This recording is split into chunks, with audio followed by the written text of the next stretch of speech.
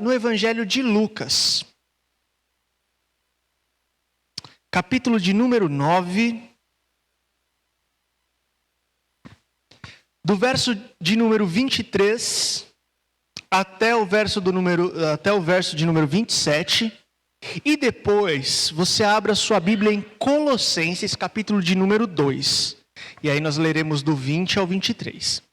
Então é Lucas, capítulo de número 9, do 23 ao 27, e depois Colossenses 2, do 20 ao 23. Mas antes de nós lermos, vamos orar novamente. Eu sempre peço para que vocês façam uma simples oração. Senhor, fala comigo. Amém?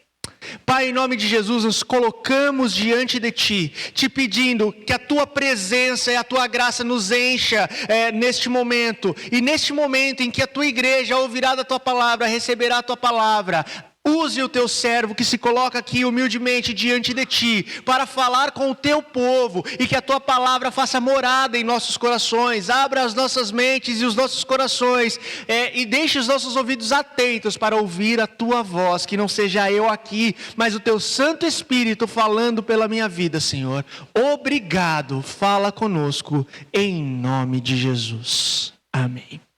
Lucas, capítulo de número 9, a partir do verso de número 23, Jesus dizia a todos: se alguém quiser acompanhar-me, negue-se a si mesmo, tome a sua cruz e siga-me. Pois quem quiser salvar a sua vida, a perderá, mas quem perder a sua vida por minha causa, este salvará.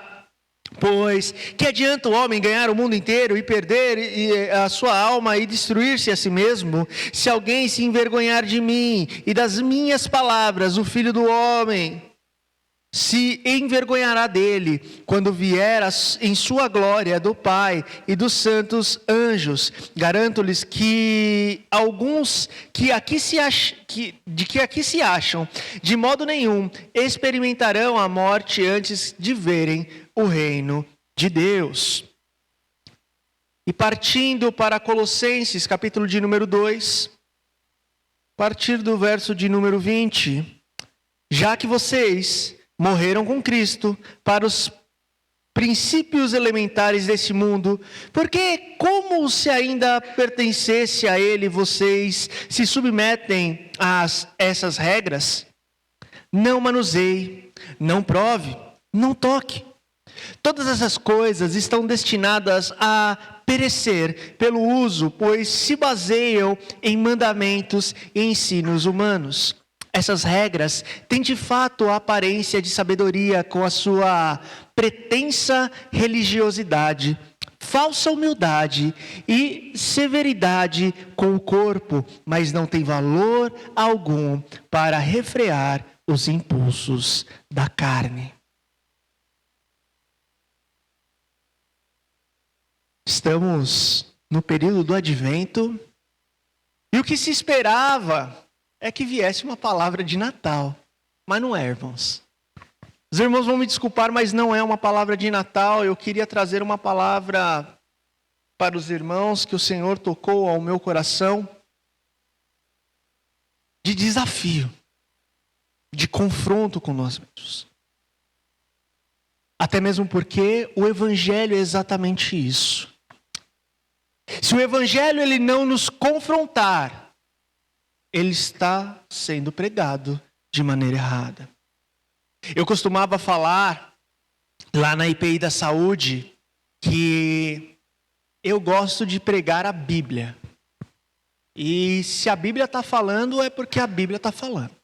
Hoje é o dia da Bíblia, então vamos pregar a Bíblia. Temos visto, não sei, aqui no interior de São Paulo, mas temos visto por aí muitos irmãos e irmãs dentro da nossa própria igreja que estão sendo ludibriados por um evangelho barato, estão sendo enganados e levados a erros. Porque existem muitos falsos pastores, falsos mestres, ou pessoas que usam da fé das pessoas, da religião das pessoas, para se autopromover. vendendo um evangelho barato de facilidades, ao qual não é o evangelho do Senhor Jesus. Como nós lemos aqui no evangelho de Lucas, o Senhor Jesus, ele fala sobre um evangelho de renúncia, sobre uma vida de renúncia para poder segui-lo. E o que vemos hoje não é exatamente isso. O que vemos hoje é: você é a menina dos olhos do Senhor, então você pode pecar porque o Senhor, ele vai te perdoar. Ou faça o que você quiser, pois você é o ponto fraco de Deus. Fique à vontade. Ou venha até aqui que você receberá bênçãos. Bênçãos sem medidas. Mas o próprio Evangelho, o próprio Jesus falou que o Filho do Homem não tinha onde recostar a cabeça. E essas facilidades vão enchendo os olhos de muitas pessoas que não estão firmes na fé de Jesus Cristo. Porque não conhecem a palavra de Deus. E quando nós mergulhamos na palavra de Deus, nós podemos entender e perceber algumas coisas que vão contra exatamente o ensinamento dessas pessoas que não pregam o evangelho verdadeiro e genuíno de Cristo Jesus. E olhando para estas pessoas e para a palavra do Senhor, hoje eu quero trazer uma mensagem com o título: A religião mata o homem. A religião mata o homem.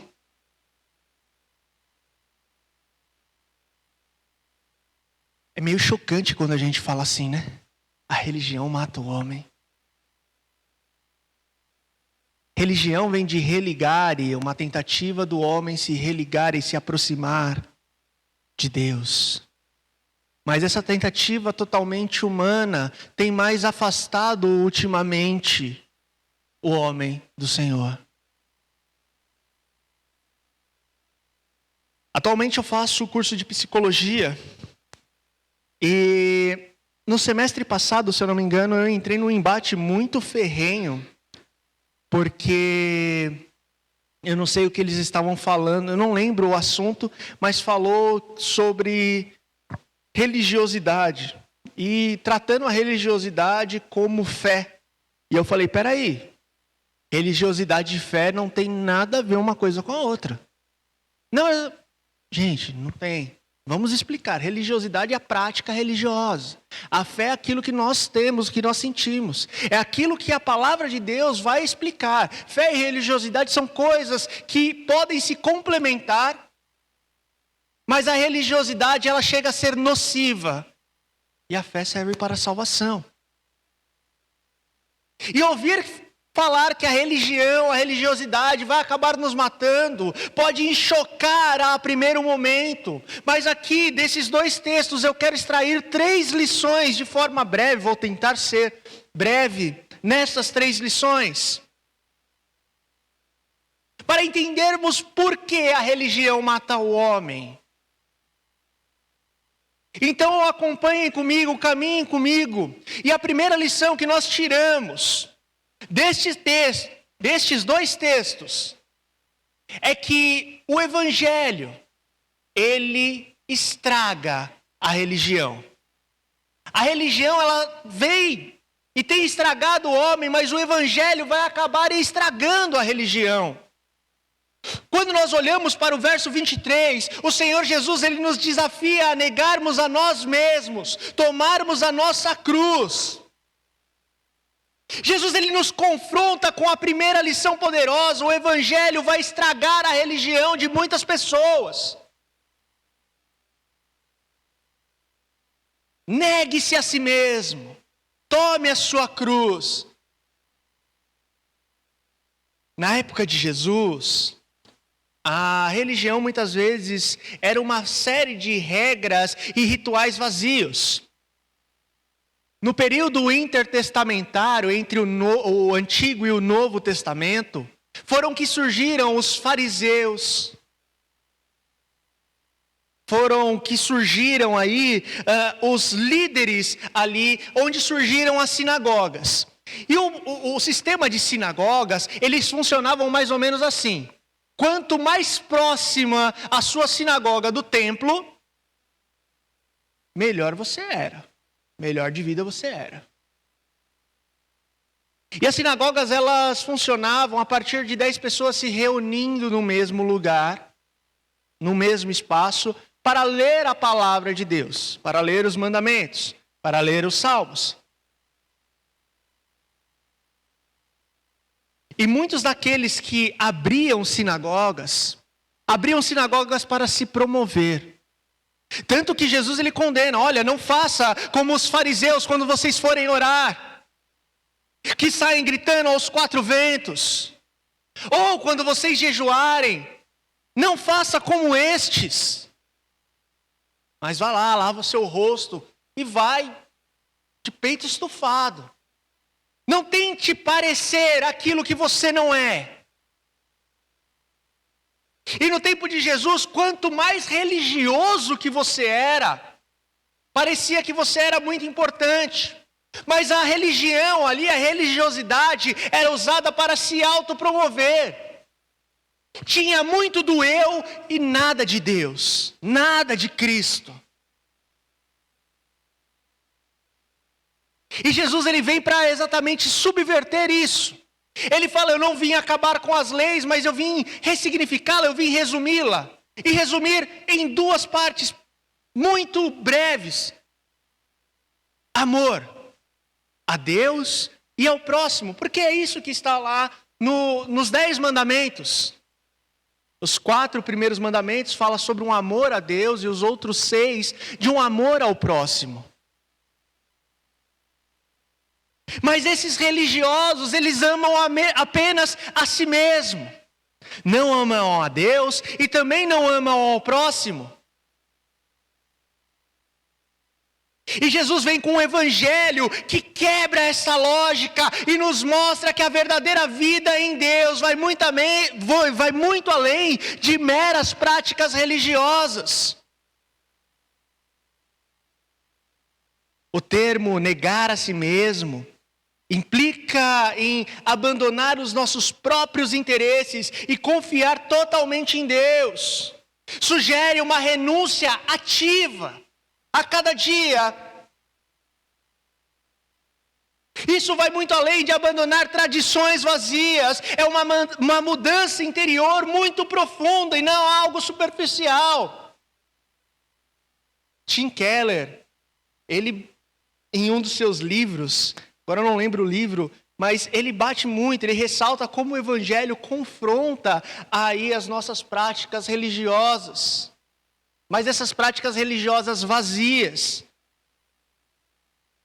E vem nos chamar a uma fé centrada em Cristo.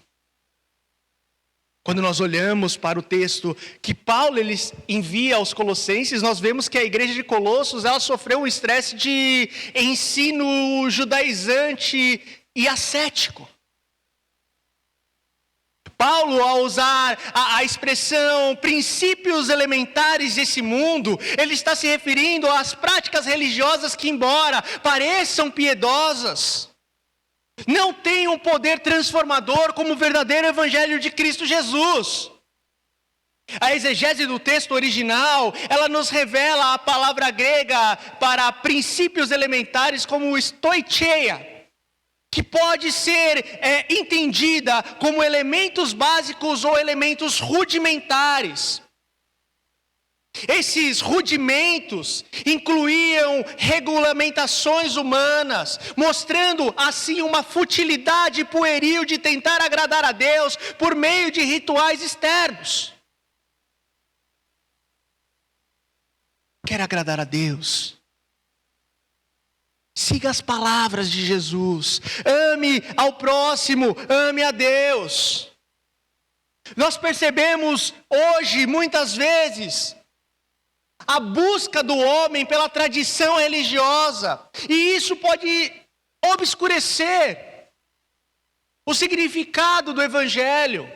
Muitas pessoas vão na igreja como um mero ritual, como um mero protocolo.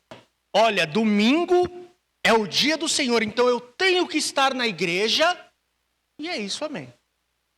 Segunda a sábado, não, aí é meu dia. Mas domingo, eu preciso ir para Deus não ficar bravo comigo. Eu preciso ir para o pastor Gilmar não brigar comigo e falar, ô meu irmão, você não veio, né? Tem 3 domingos que você não veio. Então tem que ir. Tem que ir, né? Tem umas igrejas que tem até lista de presença, né? Na porta. Ah, não, eu tenho que ir porque já não fui 2 domingos lá. E se eu não for agora, né? Minha carteirinha de membro da igreja vai ser tirada de mim. E as pessoas não vêm para buscar ao nosso Senhor. Não vêm para buscar a Cristo, mas vêm para uma mera formalidade religiosa. E vivem assim uma fé superficial ou uma relação meramente ritualística com Deus. E muitas vezes nos encontramos presos em práticas religiosas vazias que não têm o poder de nos aproximar verdadeiramente de Deus. E se nós estamos vivendo assim, eu tenho algo para falar para você. Esse não é o verdadeiro evangelho. O verdadeiro evangelho, ele mata toda prática religiosa vazia e aponta para Cristo. Uma segunda lição. A religiosidade mata o homem. Diretamente do versículo de número 24 de Lucas. Nós somos atingidos com força. Pois quem quiser salvar a sua vida, a perderá, mas quem perder a vida por minha causa, este a salvará. Jesus, ele nos ensina que buscar salvar a nós mesmos. As nossas vidas, nós temos o mundo. Mas nós acabamos perdendo a vida porque nós ganhamos muitas coisas no mundo. Mas nos distanciamos do foco verdadeiro que é Deus. E isso é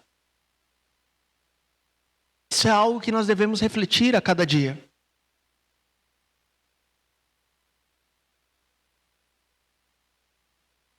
Lucas, quando ele escreve essas palavras de Jesus, ele quer mostrar a Teófilo, que é a quem ele está escrevendo este evangelho, fazer com que Teófilo reflita profundamente acerca da inversão de valores propostos por Cristo. Quando o Lucas ele coloca aqui, quem quiser salvar a sua vida, a perderá, mas quem perder a vida por minha causa, este a salvará. Este perder implica numa perda ativa e voluntária.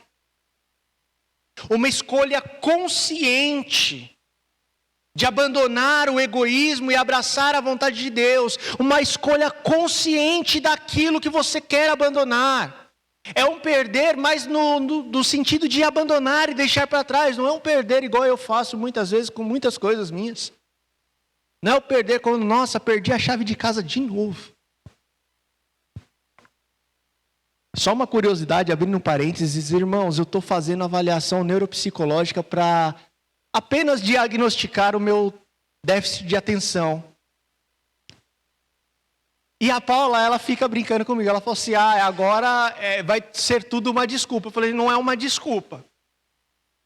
É só uma contestação para tudo aquilo que aconteceu. A gente vai tentar melhorar, mas é só para falar que não era por mal. As coisas que eu perco assim de repente, não era muito consciente. Mas, quando nós olhamos para esse texto, Jesus ele está falando assim, olha, perca, mas perca voluntariamente. Sabe o perder de vista? Vai indo até perder de vista, então perca a sua vida dessa forma. Perca os prazeres dessa terra desta forma. Abandone e se afaste até você perder de vista de forma consciente. Muitos teólogos vão alertar sobre os perigos de uma religiosidade centrada no homem, que busca vantagens temporárias em vez de investir na vida eterna. Dietrich Bonhoeffer é um exemplo desse. E Bonhoeffer tem uma história assim, se você tiver a oportunidade de buscar a história de Dietrich Bonhoeffer, esse realmente perdeu a sua vida por conta do Evangelho, por pregar o Evangelho e ensinar aquilo que era certo na época ali de Hitler, na época do nazismo. E ele morre pouco tempo antes do final do nazismo. Ele era perseguido por pregar o verdadeiro Evangelho. Ele negou tudo aquilo que ele era. Deixou para trás. E quantos de nós temos feito isso? A mentalidade judaica da época muitas vezes via o Messias como um líder político que traria sucesso, que traria prosperidade nessa terra. No entanto, Jesus ele desafia essa ideia, apontando para uma transformação interior. A religiosidade da época buscava perseverar uma vida presente, muitas vezes à custa da vida eterna. Abandonava a vida eterna para viver o presente. Sabe só se vive uma vez? Então vamos fazer?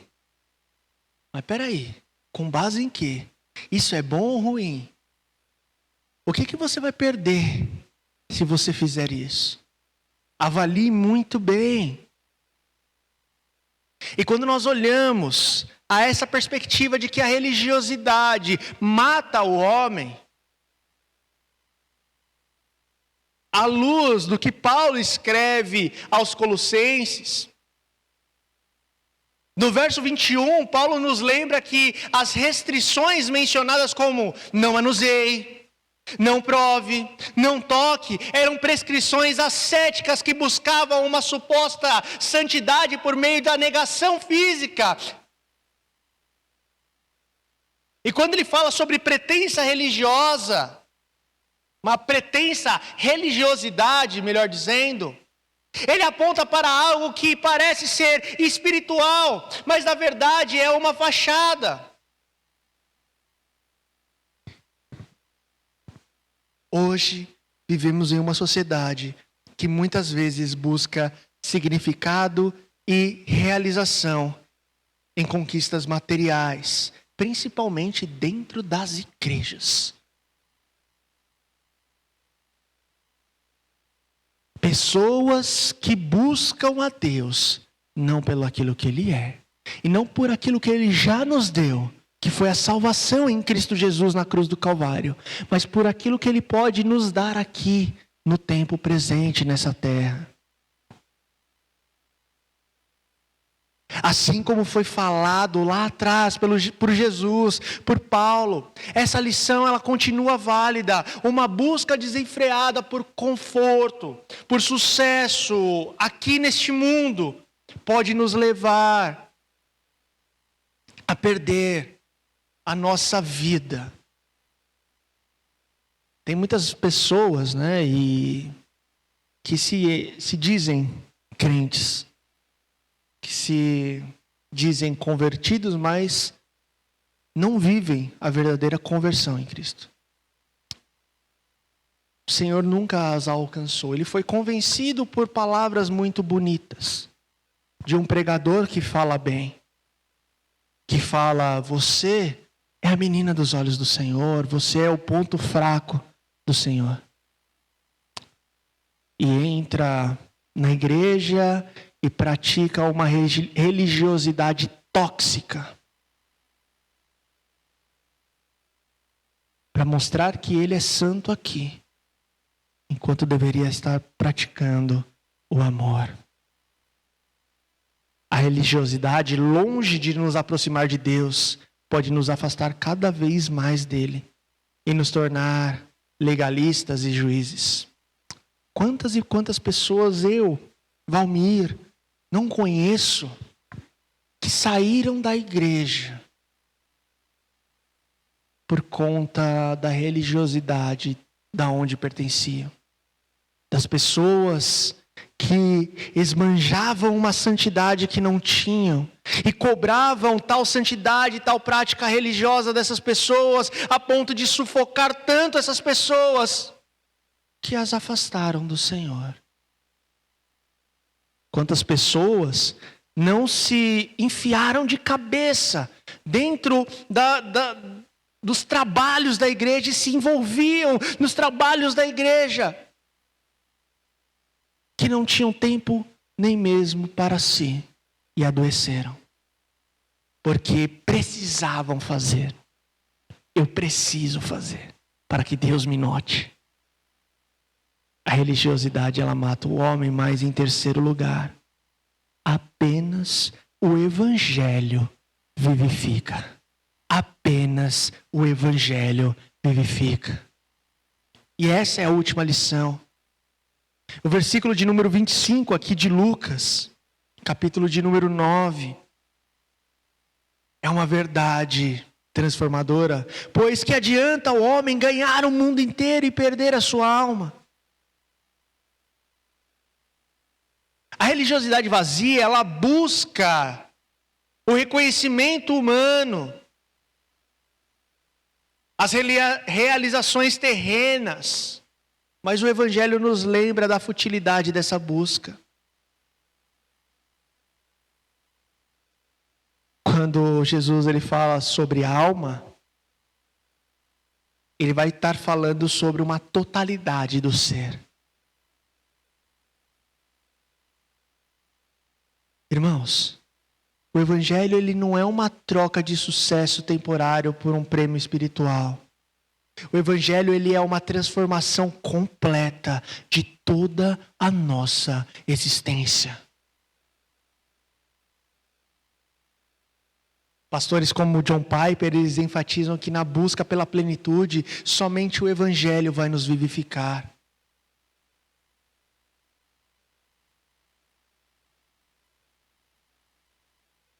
Hoje nós podemos ver como a busca desenfreada por poder e sucesso consome as mentes das pessoas como consumia na época de Jesus. E aí o verso de número 26, Jesus ele vai nos advertir sobre a vergonha de se envergonhar deste Evangelho. E a palavra nos leva a compreender que a verdadeira vida está em Cristo e não nos convém nos envergonhar da mensagem que nos transforma. Os primeiros cristãos, eles enfrentaram perseguições e escândalos por sua fé em Cristo Jesus, o Messias. Paulo mesmo, enquanto Saulo, ele perseguia a igreja. E ele tinha a carta do sacerdote para poder perseguir os cristãos, aqueles do caminho, e poder matá-los. Mas quando ele encontra o verdadeiro evangelho, que é Cristo Jesus, ele é transformado, e de perseguidor ele se torna o pequeno. Porque ele fala assim: eu não quero mais perseguir, porque este evangelho me alcançou, esta graça me transformou, e agora eu sou pequeno diante de Cristo, e faço a vontade de Deus, porque não sou eu quem habito mais, mas Cristo é quem habita em mim, e o poder do evangelho me transforma a cada dia. Paulo, o religioso, agora ele é o perseguido. E quantas vezes Paulo não foi preso e açoitado e castigado por conta do evangelho? E ele fala: eu não me importo, porque este evangelho que me transformou, este evangelho pelo qual eu sofro e perco minha vida, eu perco com alegria, porque é aí que eu ganho a salvação. E para os colossenses, este mesmo Paulo, ele vai denunciar a ineficiência dessas regras humanas, até mesmo porque ele viveu aquilo na pele. E ele destaca a falta de valor dessas coisas para refrear os impulsos da carne. Paulo ele falava que perseguia cristãos porque estava errado, estava em desacordo com aquilo que eles criam. Mas era mais para inflar o seu próprio ego e falar assim: olha, eu sou bom porque eu cumpro as leis. Mas quando ele vê que verdadeiramente aquele era o evangelho, ele fala assim: eu aceito agora ser perseguido por esse evangelho. Porque muitas coisas que nós fazemos, falando que é em nome de Deus, é mais para nós massagearmos o nosso próprio eu. E não é assim que eu quero viver. E ele fala assim, muitas coisas que parecem que são de Deus, não são. Olhando para o texto, o termo grego não tem valor algum aqui que Paulo coloca, sugere uma ausência de qualquer utilidade real. Tem coisas que parecem, mas não têm utilidade real. A religiosidade vazia, ela não tem o poder de transformar vida, mas o evangelho tem. Martinho Lutero, ele disse uma vez: a justiça do homem não é suficiente, ele precisa da justiça de Deus. A nossa justiça, ela é falha. O que nós pensamos ser certo, muitas vezes, vai totalmente em desencontro com a palavra de Deus. Hoje, mais do que nunca, nós precisamos compreender que é somente o evangelho que pode vivificar e transformar as nossas vidas. Tentar alcançar a santidade por meio de esforços humanos é algo fadado ao fracasso. A vida em Cristo é a única que pode realmente transformar e dar vida abundante. Nós somos desafiados a não nos envergonharmos do evangelho, mesmo em uma sociedade que por muitas vezes vai rejeitar o evangelho. Mas este evangelho, e eu coloco aqui o evangelho com letra maiúscula, que é o próprio Cristo, é a única mensagem que pode realmente vivificar e transformar as nossas vidas. Saiba, meu querido irmão, minha querida irmã, concluindo aqui a nossa mensagem, eu perguntei quem que era, quem conhecia ali São Paulo. Alguém aqui que conheceu São Paulo foi na 25 de março? Foi, né? Tem uns irmãos lá que vêm do outro país lá, que eles falam assim, é balatinho, né? E minha avó, ela tem uma frase que muitas pessoas usam, e é muito verdade. Às vezes o barato sai caro. Que é balatinho, aí você usa 2 vezes, quebra, não funciona como realmente é, e você tem que comprar de novo. Porque é falsificado, né? Balatinho é falsificado. Tem o evangelho que é o evangelho balato. É fácil, é tranquilo. É balatinho, mas é falsificado, irmãos. E tem muitas pessoas, como na 25 de março, vendendo esse evangelho barato. Mas eu vou falar para vocês que o evangelho verdadeiro, ele significa renúncia. E muitas vezes é caro, é custoso. Mas funciona, é vivo e eficaz.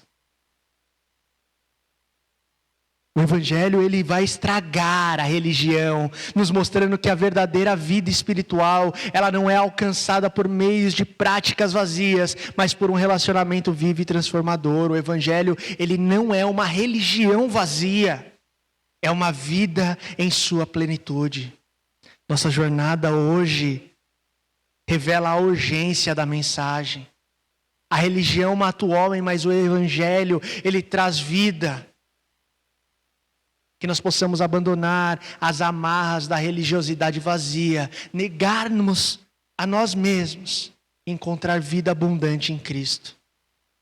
Em um mundo em que muitas vezes nós procuramos garantir e ganhar o mundo, que esperamos abraçar a verdade de que apenas o evangelho vivifica.